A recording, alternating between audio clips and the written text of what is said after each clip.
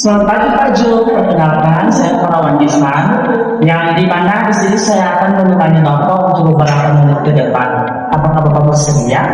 Sudah Pak. Jadi Pak Jo, saya yakin Bapak sangat memiliki suasana hati yang sangat berat atas diagnosa yang telah ditentukan oleh dokter. Tapi sebelumnya Pak, Bapak jangan khawatir. Di sini kita akan memiliki langkah-langkah yang dapat menekan atau memperlambat lajunya virus tersebut. Nanti kalau Bapak bersedia dan ikut untuk mengikuti langkah-langkah tersebut, saya tidak percaya Bapak bisa melewati fase-fase berat Bapak untuk ke depan. Sebelumnya, apakah Bapak bersedia? Saya bersedia Pak. Terima kasih ya Pak. Dari Pak di sini ada 5 langkah yang dapat Bapak ikuti, yang dimana nanti 5 langkah ini bisa membantu Bapak melewati masa-masa untuk menjalani hari Bapak. Yang pertama yaitu minum obat teratur. Obat itu obat ARV Pak. Jadi obat ini bisa memberikan efek yang kuat dan menambah ke dalam tubuh serta menekan perkembangannya virus. Jadi dengan begitu virus yang ada dalam tubuh Bapak bisa ditekan dan tidak akan berkembang Pak. Sebelumnya akan lebih bagus obat ini tidak boleh terlalu diminum Pak.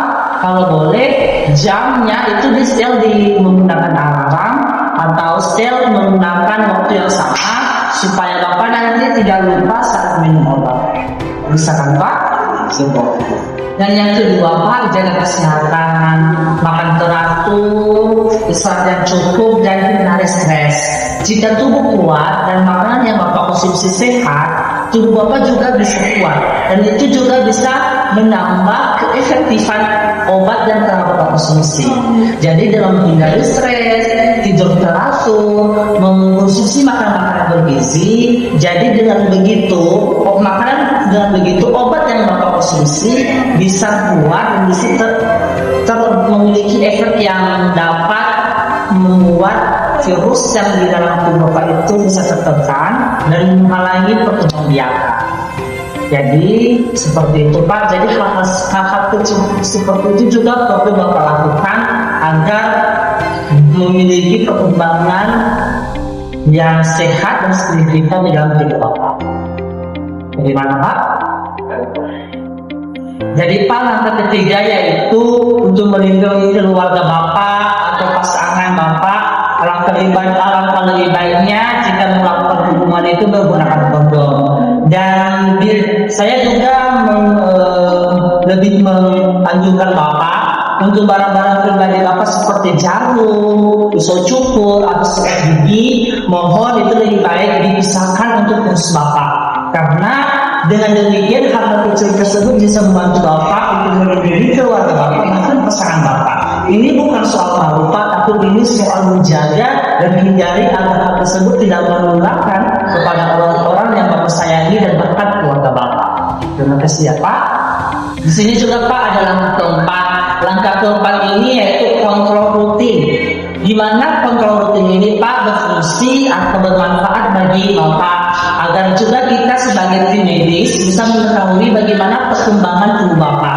Jika itu perkembangan baik secara negatif atau positif, itu akan menyesuaikan bagaimana pengobatan selanjutnya.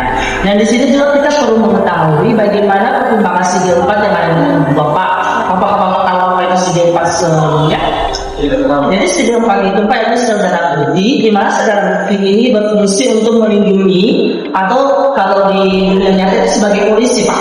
Jadi polisi ini berfungsi dalam tubuh kita itu untuk menghalangi virus, contohnya virus HIV ini Pak. Jadi itu juga perlu kita kontrol agar kita mengetahui bagaimana perkembangan tubuh Bapak. Dengan demikian kita bisa menyesuaikan perawatan selanjutnya, apakah perawatan yang kita lakukan tadi terlaksana dengan baik atau kita perlu modifikasi lagi. Langkah kelima itu yaitu Bapak harus menghindari stres, menghindari bahwasanya Bapak berpikir saya hanya sendiri. Di sini Pak, saya sendiri dan tim medis lain bersedia mendampingi Bapak agar Bapak bisa melewati hari-hari atau masa-masa sulit Bapak ke depannya. Jadi disinilah mulai Bapak untuk lebih kuat lagi, lebih bersemangat lagi, agar orang-orang juga di sekitar Bapak juga bisa bantu dengan Bapak untuk melewati fase-fase seperti ini, Pak. Jadi di sini kita akan pelan-pelan dan kita jalani secara bersama dan secara berkala. Jadi di sini harapan saya juga, Pak, agar Bapak juga bisa bekerja sama dengan kami agar langkah-langkah yang telah saya jelaskan tadi bisa terlaksana dengan baik. Nanti kami akan berkomunikasi dengan Bapak dan terlebih-lebih dengan keluarga Bapak. Terima kasih ya Pak. Semoga rencana kita ke depan ini bisa berjalan dengan baik dan Bapak juga bisa sembuh kembali dan bisa menjalani hidup seperti Bapak. Terima kasih Bapak.